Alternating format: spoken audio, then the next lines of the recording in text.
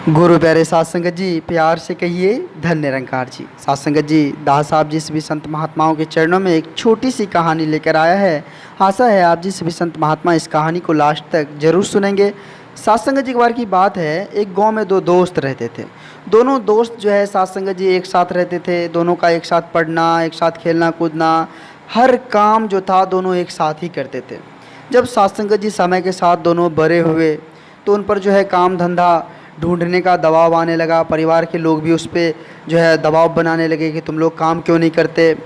गाँव समाज के लोग भी ताने मारने लगे कि दोनों निठल्ले बैठे रहते हो, कुछ काम धाम नहीं करते हो, कुछ पैसा भी नहीं कमाते हो, कैसे तुम लोग का ज़िंदगी कटेगा। सत्संग जी दोनों अफसोस में डूबे रहते थे। दोनों एक दिन विचार किया कि क्यों ना हम लोग जो है शहर चले, वहाँ जाकर कुछ पैसे कमाएं। दोनों का विचार सत्संग जी सफल रहा। दोनों जो है एक दिन विचार करके शहर की तरफ चल दिया। अपना जो भी खाने पीने का सामान था सत्संग जी वो लेकर शहर की ओर चल दिया। रास्ता जो था सत्संग जी वो शहर का, वो एक जंगल से होकर गुजरता था। तो दोनों एक साथ अपनी मंजिल की ओर जा रहे थे। रास्ता लंबा था। सत्संग जी कुछ दूर आगे चलते चलते जो है थोड़ा थक गया।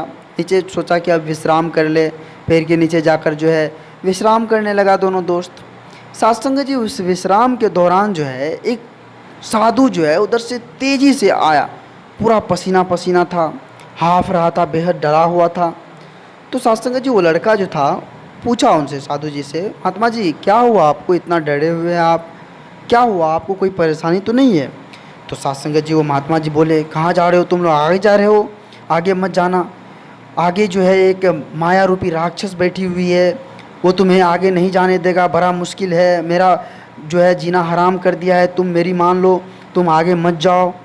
सत्संग जी वो दोनों लड़का जो है साधु की बात सुनकर थोड़ा डर गया कि आखिर रास्ते में कोई बैठी तो नहीं है। सत्संग जी इतना कहकर साधु आगे चल दिए। अब तो दोनों लड़का अफसोस असमंजस में पड़ गए कि आखिर साधु महात्मा हमें कह दिए हैं कि वहाँ आगे जाओगे तो तुम्हें माया रूपी राक्षस जो है वो घेर लेंगे। अब तो सत्संग जी डर लगने लगा दोनों लड़का को। फिर अफसोस भी कर रहा था, अगर हम गाँव लौटकर फिर वापस चले जाएंगे तो लोग तो ऐसे ही ताने मार रहे थे, फिर लौट कर जाएंगे तो और ताने मारेंगे। यह बात का भी सत्संग जी एक मन में था कि अब घर लौट कर जाएंगे तो लोग जो है फिर चिढ़ाएंगे हमें। सत्संग जी साहस बांधते हुए वो जो है थोड़ा दोनों साहस बांधा, बोला नहीं हमें शहर जाना है। फिर रास्ते पे जो है सत्संग जी दोनों चल पड़े। थोड़ा दूर आगे गया, जैसे ही आगे गया सत्संग जी एक जो है उसे बड़ा सा थैला दिखाई दिया। अब तो दोनों थोड़ा डरे हुए थे पहले से ही। जाकर थैले के पास देखा तो थैले में सत्संग जी एक सोने चांदी से भरा हुआ, सत्संग जी हीरे जवाहरात से भरा हुआ था वो।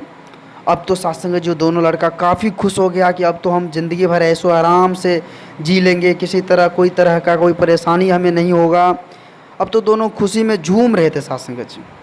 मतलब एक तरह से समझ लीजिए उसे सब कुछ मिल गया, इस तरह जो है झूमने लगे सत्संग जी। अब जो है वो दोनों जो थे तो वो जो भी उसमें सोने चांदी थे तो सत्संग जी उसका बंटवारा करने का सोचा।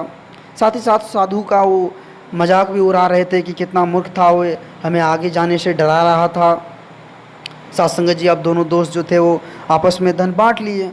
अब बांट कर जो है थोड़ा आराम करने लगे कि अब थोड़ा खा पी भी लेते हैं। भोजन करने का निश्चय कर लिया, वहीं जो भी था उसके साथ में वो भोजन भी किया और दोनों धन भी बांट लिया। अब सत्संग जी जैसे ही भोजन के लिए बैठा तो उसे पानी की आवश्यकता थी। अब पानी कहाँ मिलेगा, तो उसमें से एक दोस्त बोला कि हम पानी लेकर आते हैं, कुएं पास में होंगे कहीं तो वहाँ से हम पानी लेकर आते हैं, तब तक तुम भोजन लगाओ। सत्संग जी एक दोस्त चल दिया पानी लेने के लिए।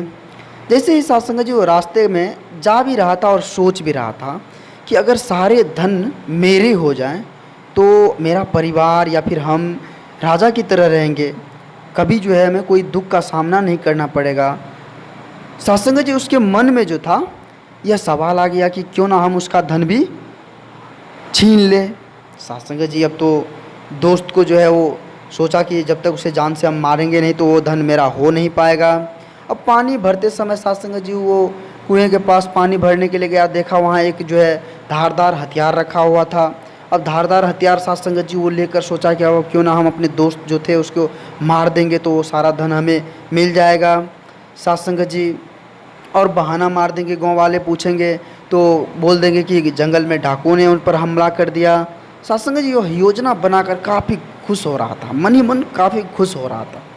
जैसे ही वो पानी लेकर साथ संगत जी वहाँ पहुँचा, दोस्त वहाँ भोजन लगाए हुए थे, पीछे से ही वार कर दिया साथ संगत जी, पीछे से ही उनके गर्दन पर वार कर दिया। अब तो वो तड़प कर जो है वो वहाँ मर गए। अब जो भी सामान था सोने चांदी से भरा हुआ उसका बैग थैला था वो अब जो है अपना लिया साथ संगत जी और वहाँ से लेकर भाग गया।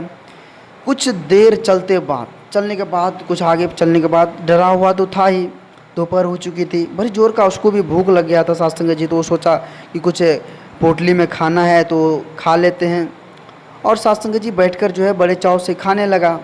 लेकिन क्या साथ संगत जी, थोड़ा खाना खाए, थोड़ा ही खाए कि वो अपने मुंह से जो है उसके मुंह से ब्लड निकलने लगा। अब तो वो तड़पने लगा साथ संगत जी। उसे एहसास हो चुका था, तभी एहसास हो चुका था कि हम पानी लेने गए थे तो तभी मेरा दोस्त जो है उसमें जहरीला कोई वस्तु मिला दिया, या फिर जहरीला बूटी जंगल का जो था वो मिला दिया होगा। कुछ देर बाद ही साथ संगत जी वो जो है तड़प कर वहाँ उनकी भी मौत हो जाती है।